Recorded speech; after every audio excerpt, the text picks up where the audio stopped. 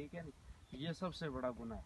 आप समझाओगे इनको अपने করতে যে মানে যে আমরা এই যে তাবিজ যে বান্ধি এটা মানে যে আবার মানুষ মইলে পারে মানে ওই কবরে বললে যে ফুল দেয় এটা দেয় উঠে যায়, এটা মানে শিরিক।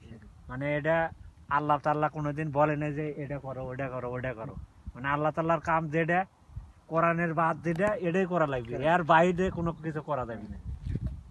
अल्लाह के नबी फरमाया काम करो, क्या फरमाया, काम करो, अल्लाह से मदद मांगो, बात है। ठीक है, बोलो आप इनको अपना बांग्ला में। ও এখন কি করছে জানেন নি, মানে আমরা যত কামই করি মানে এই কামের নামাজটা তো আয় বরকত নাই। মানে নামাজ 5 ওয়াক্ত নামাজ পড়লে আল্লাহর কাছে যেটা ফরিয়াদ জানাবি আল্লাহ সেটা কবুল করবে, এটা মানে করছে আর কি। মানে নামাজ পড়া লাগবে, আল্লাহর কাম করা লাগবে, কামও করা লাগবে, পেটও বাঁচার লাগবে, সবই করা লাগবে।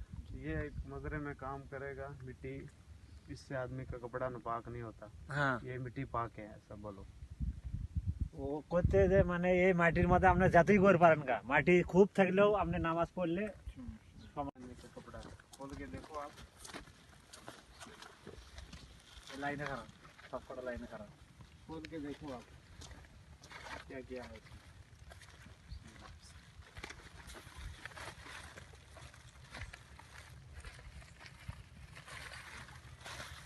कोई बात नहीं, घर बन गए। फिर भी हम लोग यहाँ कमाई के लिए आते हैं, इसलिए क्योंकि हमारे रिस्क में बरकत है। जबकि हमारी ज़मीन में हर चीज़ होती है, हमारे मुल्क में हर चीज़ होती है, लेकिन हम लोग अल्लाह का हक अदा नहीं करते, कोई नमाज नहीं पढ़ते। पहली चीज़ ये अल्लाह का हक है कि हम नमाज पढ़ें। इससे भी बड़ा अल्लाह का हक ये है कि अल्लाह रब्बुल आलमीन के साथ हम किसी को शरीक न करें। शरीक समझते हैं, हमारे मुल्क में बहुत सारे लोग हैं जो अल्लाह से नहीं मांगते, किससे मांगते होगे?